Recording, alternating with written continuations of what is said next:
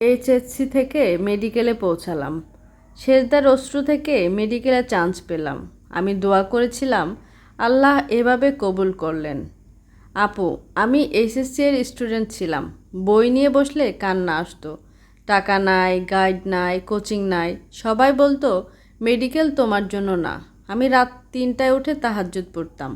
সেজদায় গিয়ে শুধু বলতাম, আল্লাহ তুমি ছাড়া আমার কেউ নাই।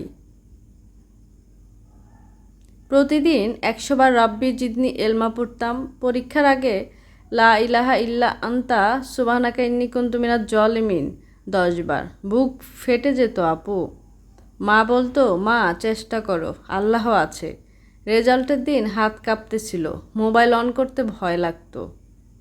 তারপর এসএমএস আসলো, you are selected for MBBS. আমি সেজদায় পড়ে গেলাম, কান্না থামে না। মা জড়ায় ধরে বলল, দেখছো আল্লাহ ফেরায় না। যারা বলেছিল পারবা না তারাই এখন দোয়া চায়। আপু, তোমারও স্বপ্ন আছে না? Doctor, engineer, varsity. হাল ছেড়ো না। সেজদার অশ্রু বৃথা যায় না। তুমি শুধু আল্লাহর কাছে চাও, বিশ্বাস রাখো। তুমি কোন ক্লাসে পড়ো কমেন্টে লিখো, আমি তোমার জন্য দোয়া করব। ভিডিওটা শেয়ার করো, হয়তো কারো স্বপ্ন বেঁচে যাবে।